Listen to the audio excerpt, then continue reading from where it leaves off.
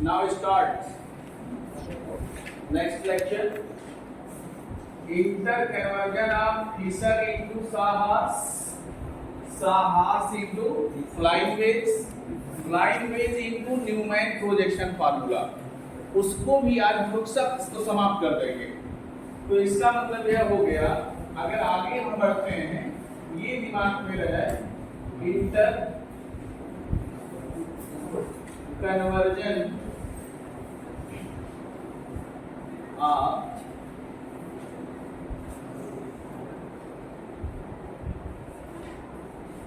Fisher into इसमें flying wedge हो चाहे साहस हो, लेकिन चल रहा था फ्लाइंग वेज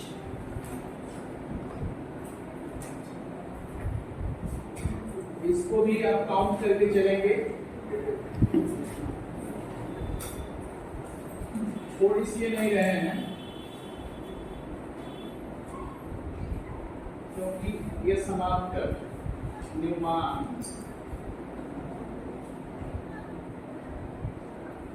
प्रोजेक्शन फार्मूला।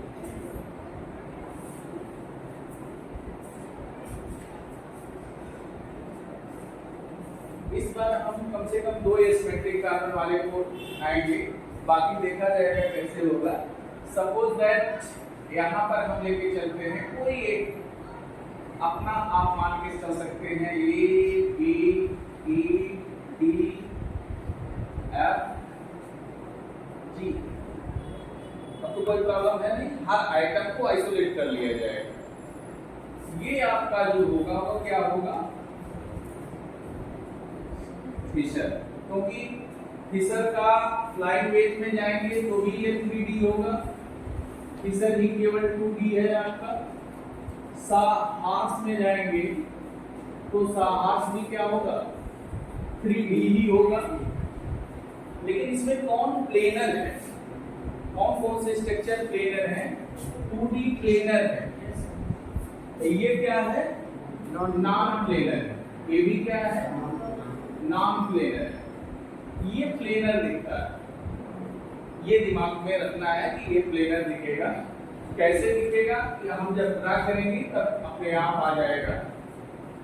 तो इससे हमें अगर जाना हो फ्लाइंग वेज तो कैसे जाएंगे, कुछ करना है आपको। 2 एसिमेट्रिक कार्बन आपको मिल गया। अगर इससे इंटर कन्वर्जन अगर हम करते हैं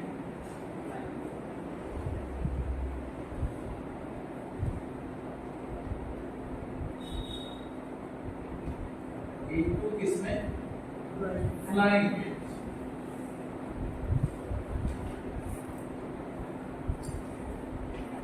तो क्या करेंगे, पहला काम कि आपके सामने प्लेनर है, प्लेनर है कोई चीज, जैसे है वैसे भी ले सकते हैं। अब इस प्लेन में आपको एक चीज ये दिखाना है, उस दिन हम थोड़ा सा आगे नहीं बता पाए आप लोगों को, कि जब भी आप इसको बनावें फ्लाइंग वेज स्ट्रक्चर, तो उसमें ये जरूर ध्यान दें कि ये बॉन्ड जो हो इसके बीच में दोनों में से कोई नहीं आवे। ये नहीं कि इस तरह से आप बनाए, मान लिया जाए ये बनाए, फिर यहाँ पे ये बना दिए, फिर यहाँ पे ये बना दिए, फिर ये बना दिए, ये गलत माना जाता है। जब भी ध्यान दें, आपको एक आइडिया है कि इसमें 2 आपके जैसे दिमाग में पहले से रखना है, ये टॉप है, ये बॉटम है। अगर जहां भी देखेंगे ये आपका लेफ्ट है, ये राइट है, ये लेफ्ट है, ये राइट है। इसका मतलब हमारा अगर हम इस तरह से भी बनावें, इस तरह से ही बनावें, मान लीजिए स्टैगर्ड फॉर्म हो चाहे ग्लिप फॉर्म हो किसी का, तो एक कार्बन आपका ये हमारा मान के चला जाता है कि ये फ्रंट कार्बन है, ये आपका रियर कार्बन है। यहाँ भी अगर आपके सामने ये मान के चलते हैं कि ये दोनों ग्रुप हमारे ए और जी यहाँ पे बनाया गया है। और इसमें अगर आप देखें ये क्लिप्स है, इस पे आपको करना क्या है, ये ध्यान देना है कि हमारा तब माना जाएगा बॉन्ड हम इस तरह से कर सकते हैं। मान लिया जाए ये हमारा बांड है, इस तरह से हम कर सकते हैं। हो सकता है कि ये स्ट्रक्चर आपको बनाने में दिक्कत हो सकता है ये ज्यादा आसान लगे इस तरह से।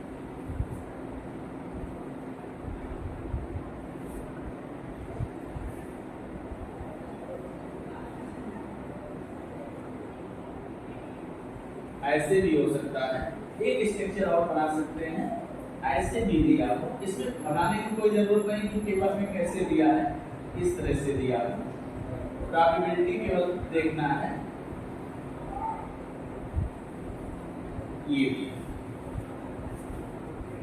ये आपका ट्रांस है, मतलब ट्रांसनेट है, तो हम इसको क्या कर सकते हैं, स्टैगर्ड कह सकते हैं। और इसको क्या कह सकते हैं, इक्लिप्स कह सकते हैं। ये भी क्या कह सकते हैं, इक्लिप्स कह सकते हैं। समस्या ये आता है कि यहाँ पर किसको लेफ्ट मानेंगे, किसको राइट मानेंगे, किस बांड को क्या मानेंगे। तो यहाँ पर दो चीजें आपके दिमाग में रखना है कि जो ये बांड है, बेज बांड जो है, इस बांड को हम बेज बांड कहते हैं और इस बांड को हम डैश बांड कहते हैं। तो जब भी बेज होगा, मतलब ये माना जाता है कि वो हमेशा राइट साइड एग्जिस्ट करेगा। जो ये बांड होगा, डैश बांड होगा, उसको हमेशा ये मान के चला जाएगा कि वो हमारा लेफ्ट साइड, इसीलिए जो लेफ्ट साइड होता है डैश बांड, उसे हम बॉटम की तरफ ही इंडिकेट करते हैं, प्रियॉरिटी ऑर्डर में। इसमें इसको छोड़ते हैं, पहले इसको लेते हैं। इसमें केवल ये बता दीजिए हमको कि जो ग्रुप यहाँ पे है ये, वह किधर माना जाएगा हमेशा। जब भी आप स्ट्रक्चर बनाएंगे तो हमेशा इसको किधर मानेंगे, राइट। और इसको कहाँ मानेंगे, लेफ्ट। इसको किधर मानेंगे, भले किधर दिख रहा है, लेफ्ट दिख रहा है, लेकिन ये राइट होगा, ये क्या होगा, लेफ्ट होगा। अब इसमें इसीलिए मैंने मिसलेनियस कर दिया। यहाँ नीचे देखिए ये लेफ्ट है, मैंने कहा ये राइट है, ये देखिए ये लेफ्ट है, ये राइट। जो बेटर रिप्रेजेंटेशन है अगर आपको बनाने के लिए कहा जाए कि ये ज्यादा अच्छा, ये हमेशा बेज बांड को आप राइट मान के चलेंगे। तो अगर देखा जाए यहाँ पर इस ग्रुप को फ्रेंड जी आपने लिख दिया, यहाँ पर मैंने क्या लिख दिया, ए। उसी तरह से यहाँ पर क्या लिख दिया आपने, जी, यहाँ पर लिख दिया ए। अब जी के जो दो एटम, अब आप देख रहे हैं यहाँ पे क्या है, राइट में एफ, लेफ्ट में क्या है, स्मॉल डी। तो अब यहाँ पर इस पे कौन सा ग्रुप रखेंगे, डैश वाले पे रखेंगे। अब जो आपका डैश बांड है, ये वाला बांड है, इस पे कौन सा ग्रुप होगा, डी होगा, नहीं। और इस पे कौन सा होगा, एफ होगा। इसलिए बताएं कि कहीं मान लीजिए उलट दे तो आप बांड देख के नहीं चलेंगे, आपको क्या लेके चलना है, बेज एंड डैश। चलिए एक काम हो गया। इस पे आते हैं ए वाले पे। ए वाला जो स्टीरियोजेनिक सेंटर है या स्टीरियोइसोमेरिक सेंटर है, उसमें लेफ्ट कौन है, बी है ना। तो इसका मतलब बी कहाँ होगा, यहाँ पे होगा बी, इस पे क्या होगा, बी होगा। यही बन गया। इसमें बनाना हो तो क्या करेंगे, कोई दिक्कत है, बस बिल्कुल यहाँ पे। अब इसको खोजेंगे कि डी इसी पे है और इस पे क्या है, एफ है, इस पे क्या है, बी है, नहीं है, इस पे क्या है, ई है, बाकी इस पे जी है और इस पे क्या है, ए। हम इसको तो पहले बना दिए, ये नहीं आप लोग समझे, इसलिए पहले बनाए कि अगर हम इसको बनाते हैं तो there is no change in front का, कोई चेंजिंग है नहीं। और इससे या इससे इसमें जाने के लिए हमें कितना रोटेशन कराना होगा, 180 का कराना होगा। मान लिया जाए उल्टा वाई हमें बनाना है, इसको मैंने बनाया तो ये तो जी जहां है वही रहेगा, जी वाले पे आर जहां है आर वही रहेगा, सॉरी आर मतलब राइट वाले बांड पे एफ जहां है एफ हो गया, और डी आपका इस पे आ गया, इस पे चलेंगे तो क्या होगा, अब आपको देखना है कि कैसे हम सीखें इसे। ग्रुप को कैसे हम सीखें, तो यहाँ पे क्या होगा, आपको कहते 180 ले जाएंगे तो ये इधर आएगा और ये इधर जाएगा, ये ऊपर जाएगा। 180 में चाहे इसको ले चाहे उसको ले। अब होगा क्या, ये चीज हम आप लोगों से जानना चाहते हैं कि किसपे कौन होगा। यहाँ पर आपका है दोनों बॉन्ड मैंने बनाया, देखिए अंदर की तरफ कौन आया, डॉटेड बॉन्ड, बाहर की तरफ कौन गया, चौड़ा bond, fixed bond, wedge bond. अब इस बॉन्ड पे होगा क्या, कौन सा आयतन होगा, यही हमें जानना है, यही खोज के हमें बनाना है। और इस बॉन्ड पे क्या होगा, जैसे इससे भी बनाएंगे तो ये इधर आएगा, इससे बनाएंगे तो ये इधर जाएगा ग्रुप को। अब आपको कैसे अप्रूव हम करें, मान लीजिए हो सकता है कि आप लोग आज पहली बार पढ़ रहे हो, इसके पहले भी पढ़े हो, तो आपके दिमाग में अगर इसी को हम मान लें एग्जांपल, इससे कैसे हम इसको अप्रूव करेंगे, इसलिए हम लेके चल रहे हैं। ये हो गया COOH, यहाँ पे हो गया HOH, यहाँ पे COOH। इसका कई बार आपको पढ़े हैं ना। इसका अगर हम फिशर का अगर हम न्यूमैन प्रोजेक्शन फार्मूले में न बदलने से पहले अगर हम इसको इसमें बदल देते हैं तो वह दोनों का कॉन्फ़िगरेशन एक आना चाहिए। और आप क्लियर से एग्जांपल इसी तरह से हम बता सकते हैं। अब इसमें अगर आप बदलते हैं तो इस ग्रुप में कौन सा आएगा, बनाते समय हमारा ग्रुप सही हो जाए। तो जो ग्रुप इसमें राइट होगा, ये दिमाग में ये देखना है ना। देखिए यहाँ पे R था, यहाँ पे क्या था, ये R था ना, और ये L था। तो जो ग्रुप R वाला होगा वो किधर आ जाएगा, लेफ्ट पे आ जाएगा, और जो लेफ्ट वाला होगा वह किस पे चलाएगा, राइट। इससे हमें गड़बड़ क्या मिलता है कि हमेशा ये बॉन्ड जो आपका वेज बॉन्ड है हमेशा राइट रखना चाहिए सही करने के लिए, क्योंकि जो इस पे है वह किस पे आएगा, डॉटेड, और जो डॉटेड पे है वह किस पे जाएगा, हमेशा वेज पे जाएगा। अब आपको कुछ नहीं करना है, अगर इंग्लिश में पढ़ा हुआ है वेज पे कौन है, देख लीजिए इंग्लिश में वेज पे कौन है, ई है, तो वह किस पे जाएगा, डैश पे जाएगा। ये हो गया। और डैश पे कौन था, डैश पे बी था, वह किस पे जाएगा, तो ये स्ट्रक्चर ज्यादा करेक्ट लग रहा है, ये स्ट्रक्चर ज्यादा करेक्ट लग रहा, अब आप लोग खुद बताओ। ये वाला कैसे, नहीं पहले देखिए कौन मिला है, डॉटेड। इसका मतलब जो डार्क होगा वह डॉटेड में आएगा। ये रिप्रेजेंटेशन अगर आप कहते हैं तो ये कौन सा बॉन्ड है, वेज है। तो वेज किसमें अंदर की तरफ आएगा तो किधर होगा, डॉटेड। और ये बॉन्ड इधर है तो ये बाहर की तरफ जाएगा, बाहर का मतलब राइट की तरफ, तो वह क्या होगा, वेज होगा। तो वही पूछ रहे हैं ये ज्यादा सही है कि ये ज्यादा सही है। अब देखिए हम तो आप फिर से बताते हैं, जैसे मान लिया जाए ये बॉन्ड था, इससे हमने ये बनाया और ये बनाया, समझिए थोड़ा सा, और एक मैंने ये बनाया, दोनों वाइट, एक पार्ट मैंने केवल बनाया, ये सीधा वाइट, इसको उलट देंगे तो उल्टा वाइट बन जाएगा। अब ये देखना है कि ये ज्यादा करेक्ट है कि ये ज्यादा करेक्ट, ये वाला। जब इसको उल्टेंगे हम, इधर क्या मिलेगा, बाहर की तरफ डैश मिलेगा, और इधर क्या मिलेगा, वेज मिलेगा। इधर वेज मिला, इधर क्या मिला, डैश मिल गया। इसमें अगर करें तो इधर क्या मिलेगा, वेज मिलेगा, और इधर क्या मिलेगा, डैश मिलेगा। वेज मिला। अब एक मिनट इसी पे रुके रहिए। जब हम 180 डिग्री रोटेट करते हैं तो होता क्या है, इंटरचेंज, बेंच पे रहने वाला आइटम या group of item always take the position of desk and vice versa. अब देखिए इस पे अगर हम इधर चलते हैं अपनी तरफ, ये लेफ्ट माना जाएगा, ये क्या माना जाएगा?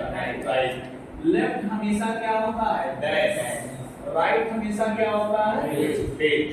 तो कैसे इंटरचेंज हम दिखाएंगे? ये तो देखिए बेंच का बेंच ही रहेगा, डैश का डैश ही रहेगा। तो हमें कौन सा रिप्रेजेंटेशन सही जाते है? इधर वाला मिला ना कि जब हम 180 रोटेट कर देंगे तो हमारा क्या होना चाहिए? उल्टा। उल्टा का मतलब डैश का बेज, बेज का डैश। और बेज हमेशा कहाँ रहता है? W always right, dash always left. ये कॉन्सेप्ट लेकिन कोई सही नहीं कर पाता है, हर किताबों में इधर का उधर कर देता है। और इससे लेके चलेंगे एक भी एग्जांपल का गलत नहीं हो सकता ऑल ओवर यूनिवर्स, इसलिए इसे मान के हमें चलना है। यह है थोड़ा सा, लेकिन एक बार जब सीख लेंगे तो मैंने खुद बनाया है, आप भी बनाएंगे।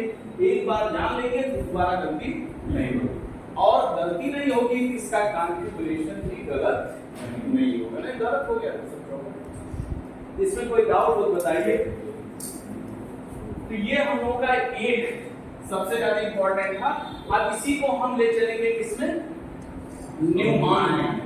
तो इतना तो मैंने बना लिया इसको आगे करते हैं कि न्यूमैन कैसे देखा जाए, इसका करवा देते हैं।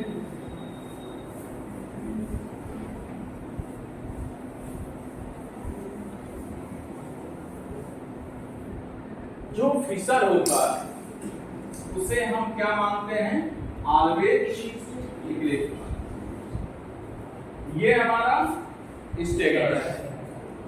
जब हम न्यूमैन प्रोजेक्शन फार्मूले में जाते हैं तो बट नेचुरल है कि हमारा एक क्या होता है? फ्रंट कर्व, और दूसरा हमारा होता है रियर कर्व। यह इसके बारे में पढ़ाना नहीं है क्योंकि बीएससी फर्स्ट ईयर में हम लोग जान चुके हैं, जब तक कोई प्रॉब्लम नहीं है।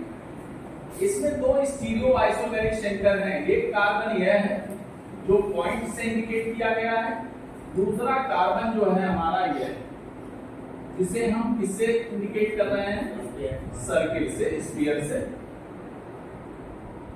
अब इसमें दोनों कार्बन अगर देखा जाए, इसका अगर हम ड्रा करते हैं तो ये तो स्टैगर्ड है, यहां पर ये बॉन्ड अगर लगा दिया जाए तो ये स्टैगर्ड हो जाएगा। गलती क्या करेंगे आप लोग? करते क्या है? अच्छा लगने के लिए इसको भी इसी में ले जाके मिला देते हैं। किसको? ये पतले बांड, इस पतले बांड को भी किसमें ले जाके मिला देते हैं? सेंटर में मिला देते हैं। तो इसकी वैलेंसी कितनी हो जाएगी? 6 हो जाएगी, जबकि वैलेंसी कार्बन की कितनी होनी चाहिए?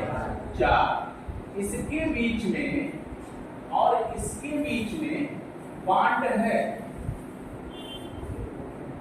मतलब इसीलिए कि जिसमें डायाहेड्रल एंगल हो, तो एक को अगर हम खींचेंगे जस्ट लाइक स्प्रिंग, तो ये पॉइंट और ये सर्किल दोनों के बीच में एक बॉन्ड है, और दोनों को जब हम ऐसे स्प्रिंग को दबा देंगे तो एक पर आके एक सर्किल बना लेगा। पॉइंट में अगर कुछ होगा दिखेगा या नहीं दिखेगा।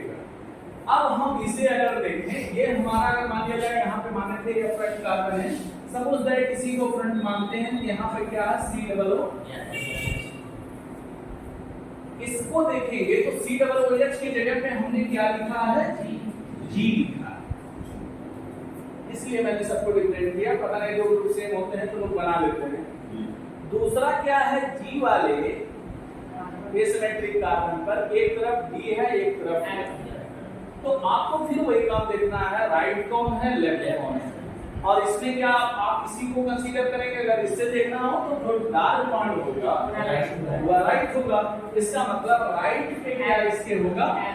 F होगा, और लेफ्ट पे क्या होगा? D होगा। ये तो आप आगे हमें स्टैगर्ड ही बनाना है, क्योंकि दोनों क्लिप में बनाएंगे, एक ही बनेगा स्ट्रक्चर। अब हम चलते हैं इस कार्बन पे। ये कार्बन हमारा सर्किल वाला है, स्टैगर्ड है तो बट नेचुरल है कि जो इक्लिप्स पॉइंट होते हैं वह हमेशा एक दूसरे के 180 पे रहेंगे। तो 180 पे जब लिखेंगे तो जी का 180 कौन इसमें होगा? ए होगा। मिल गया? अब इसमें आप देखेंगे जब 180 ये इक्लिप्स है, ये क्या करेगा? 180 होने के लिए ई को बी की जगह, बी को ए की जगह। इसका मतलब जो बी होगा वह किधर होगा? राइट। अपोजिट हो जाता है ना, पहले भी बताया गया। तो बी राइट होगा। तो अगर आप यहाँ खड़ा होते हैं तो ए के राइट कौन मिलेगा? इधर अपने हैंड को देखेंगे, यहाँ पर क्या मिला? बी मिला। देखिए बी लेफ्ट है तो किधर गया? राइट। ई किधर मिलेगा? लेफ्ट मिलेगा। ये तो बन गया। इससे अगर आप देखें, देखिए अप्रूवल जो जिसे कहते हैं, अप्रूव्ड कैसे किया जाए, मैंने क्या लिखा था? W को क्या बताया था? राइट। D को मैंने क्या बताया है? Always it is correct. इसमें कोई एक्सेप्शन भी नहीं। इसलिए अगर आप इसको देखें तो ये किधर होगा? हमेशा राइट। तो ये किधर होगा? लेफ्ट। इसीलिए मैंने इस स्ट्रक्चर को जो बनाया, कहा कि ऐसे भी पेपर में होगा। अभी बहुत गड़बड़ी मिलेगी किताबों में, पेपर में भी गलत आता है। तो ये चीजें हमारे सामने, अब हमें कभी प्रॉब्लम नहीं हो सकता है कि कोई स्टैगर्ड है, कोई इक्लिप्स्ड है, चाहे कुछ भी हो, तो हम कैसे उसको जानेंगे? अगर ये मुझे आता है तो उस कंपाउंड का अगर हमें एब्सोल्यूट कॉन्फ़िगरेशन निकालना है तो कभी प्रॉब्लम हो ही नहीं सकता है, क्योंकि हम पीआरटी इसी को पढ़ते हैं, हमेशा ऑफिसर पढ़ के आए होते हैं और गलत कर बैठते हैं। तो यहाँ पे इसको बनाया जाए तो कैसे बनेगा? सेम इसी तरह से वायर को बनाना है, इसमें भी देखिए ये पॉइंट हो गया फ्रंट कार्बन, और ये हमारा क्या हो गया?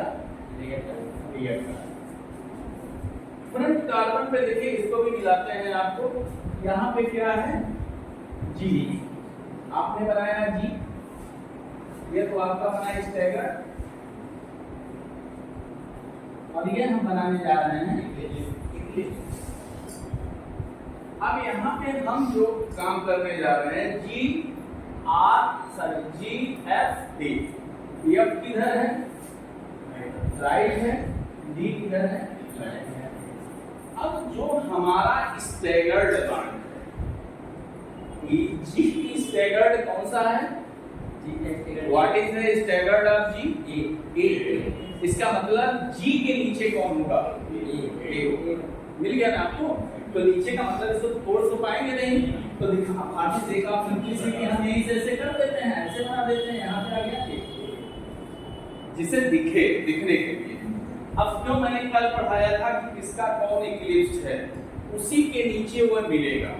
अब आप बताइए यब का इक्लिप्स कौन था? या यब का स्टैगर, तभी तो हम बना पाएंगे। अब यब कहाँ है? Right side. इसका इक्लिप्स कौन होगा? जैसे जी का मान लिए ए, तो यब का कौन होगा? बी। इसका मतलब जैसे दो बिरादरी से मतलब है, दो समुदाय से मतलब है, या दो अलग अलग जगहों से मतलब है। एक का स्टैगर्ड दूसरे के साथ, मतलब एक कार्बन का दूसरी कार्बन पर बनने वाले आइटम या ग्रुप ऑफ आइटम से क्या रिलेशन होगा। अब यहाँ पर देखिए जी का रिलेशन किससे आप देखेंगे? किससे नहीं, किसी से देख सकते हैं। ये से था, तो यह का रिलेशन इससे पास में नहीं है, इसके इंट्रेंस कहाँ होगा? जो इक्लिप्स होते हैं। तो इसका मतलब एफ का ई से होगा, तो एफ के नीचे कौन मिलेगा? ई मिलेगा। मान लीजिए यहाँ पे हम दिखा देते हैं ऐसे, ई दिखा देते, कोई दिक्कत तो है? अब बी का इक्लिप्स बी होगा, डी का इक्लिप्स बी होगा। मान लीजिए इसके नीचे इधर लिखा हुआ है, चाहे उसके नीचे उधर लिखा हुआ है, हम कहीं भी दिखा सकते हैं, इधर भी दिखा सकते हैं, इधर भी दिखा सकते हैं, देयर इज नो मैटर। इसके इधर भी दिखा सकते हैं, इसके ऊपर भी, कहीं भी।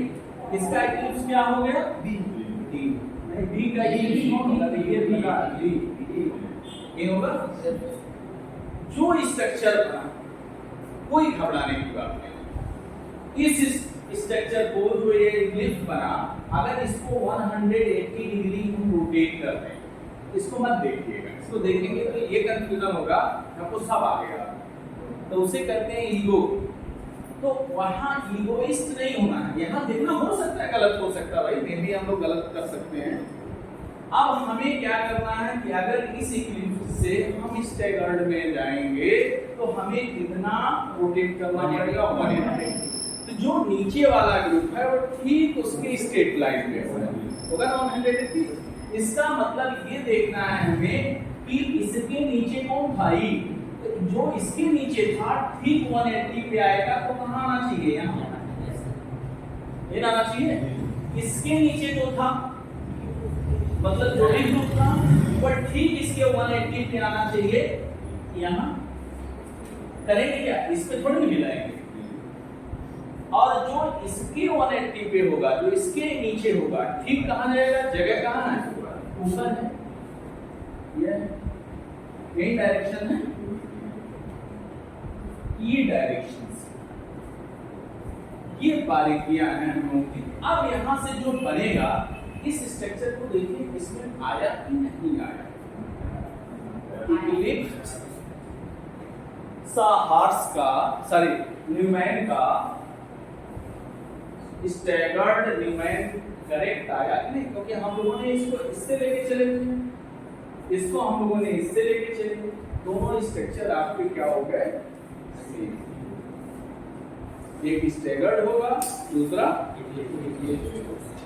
अब इस तरह की एग्जांपल में हम लोग किसी का एग्जांपल अब चाहे जितना बड़ा हो, क्योंकि मैंने यहाँ पर हर आइटम और को डिफरेंट किया है, इसलिए आने वाला जो भी होगा वो गलत होने के चांस कम है। तो आगे बढ़े यहाँ से, कोई दिक्कत है अभी इसमें?